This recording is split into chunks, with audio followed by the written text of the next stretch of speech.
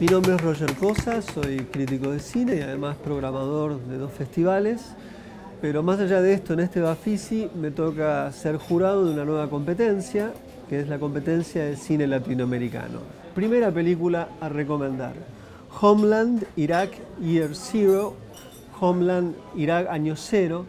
Película que ya se había visto en Mar del Plata, pero me parece de una importancia absoluta poder encontrarse con el film de Abbas Fadel. Fundamentalmente porque en líneas generales las imágenes que tenemos de Irak son no imágenes o imágenes de algún modo procesadas con un imaginario, que es el imaginario occidental, estadounidense en particular o europeo en general también, que me parece que no hemos conocido la contracara, la otra historia, el contracampo eventualmente de una película como Francotirador de Eastwood.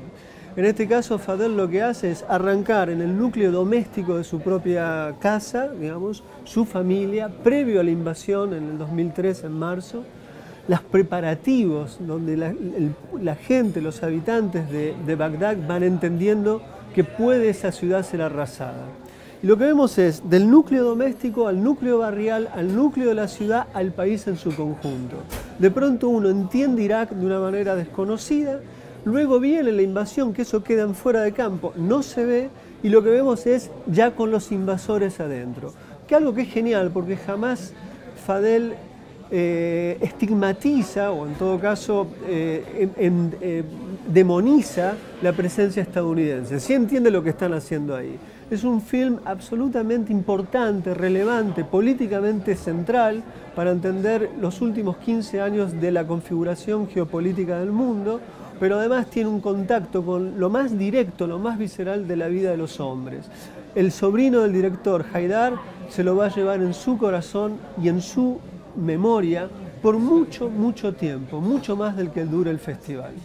En la sección de vanguardia y género, que es una de las competencias, dan para mí el gran descubrimiento de este Bafisi. La película se llama Le Moulin, es del director Juan Lagui, y es una película que vuelve sobre una historia casi secreta, si se quiere, entre un grupo de resistentes, poetas resistentes de la década del 30, taiwaneses, que reaccionan contra la imposición de la cultura japonesa, que no solamente imponía un orden económico, una soberanía política, sino también una imposición simbólica literaria.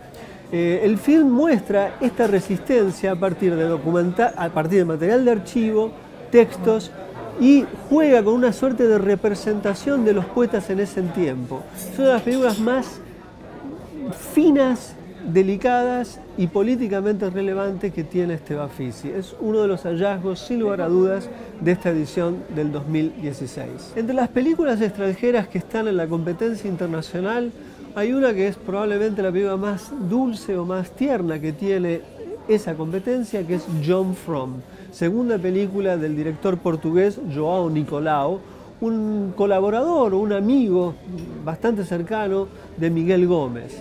En este caso la película lo que cuenta es el enamoramiento de una joven de 15 años de un hombre mayor, de un hombre de 40, 45 años, que además es fotógrafo y que a partir de una muestra sobre una cultura perdida en Oceanía, una cultura tribal en Oceanía, esto le va a determinar una especie de gran curiosidad por ese hombre y sobre esa cultura en particular que tiene un culto llamado John From, por eso el título de la película. Lo que es genial del filme es, por un lado, el acercamiento a un mundo adolescente, pero a partir más que nada del incremento de la fantasía del personaje inicial. La película empieza con un tono naturalista y termina en una especie de reivindicación de las posibilidades de la fantasía en la vida y en el cine. Es una película muy, pero muy amable, con algunas inquietudes formales notables,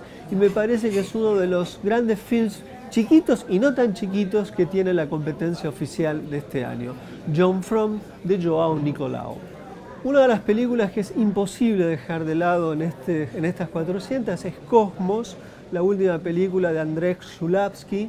Żuławski murió hace tan solo 3-4 meses atrás.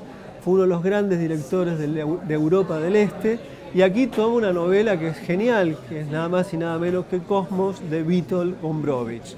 Si la novela era cómo demostrar el delirio del lenguaje o el sinsentido que funda el sentido de la lengua, la película se las ingenia no para decir esto, sino para mostrarlo. Entonces, toda la puesta en escena, más allá de la historia que cuente, que es un joven llamado Witold, que le ha ido mal en un examen, que va a una casa y en esa casa intenta de algún modo repararse, estudiar y escribir.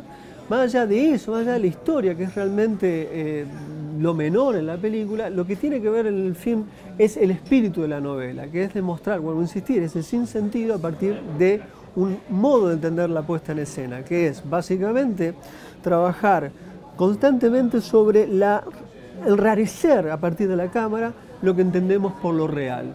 La película es fascinante y digo que no hay muchas películas en la actualidad de ese calibre y que además es un cine que está en vías de extinción. El cine de la década del 70 y el 60, el cine delirante del este es uno de los últimos ejemplares de una especie que, vuelvo a insistir, ha dejado de estar entre los cinéfilos y entre el cine contemporáneo. La Noche es una película de Edgardo Castro, que es un actor muy conocido en ciertos ambientes, pero que acá, además de dirigir y escribir, interpreta. Es una película, yo diría, es la película del escándalo. Básicamente, Castro como personaje, quizás con elementos autobiográficos, es un sujeto que vive en la noche. Y en este sentido, vivir en la noche es vivir, básicamente, todo tipo de experiencia sexual en las más altas posibilidades de la experiencia sexual. Es decir, una suerte de intensificación de los placeres, sea con quien sea, hombres, mujeres, travestis, grupos, individual, lo que fuera. En la película hay muchas escenas sexuales, es muy llamativo, puesto que no hay falsedad en las escenas son tal cual, y todo lo que usted en este momento está imaginando sucede en el film. Lo que es genial de la película es una especie de trabajo de representación sobre el instinto de muerte y el principio de placer. Sí, es absolutamente psicoanalítico si se quiere. Por último, lo otro que es muy impactante de ver una película de esta naturaleza es que, a pesar de estar en la noche, donde podríamos decir es la noche del reviente, no obstante es una película que carece de sordidez y termina incluso con un giro de una absoluta ternura, una ternura auténtica y extraña al contexto de la película.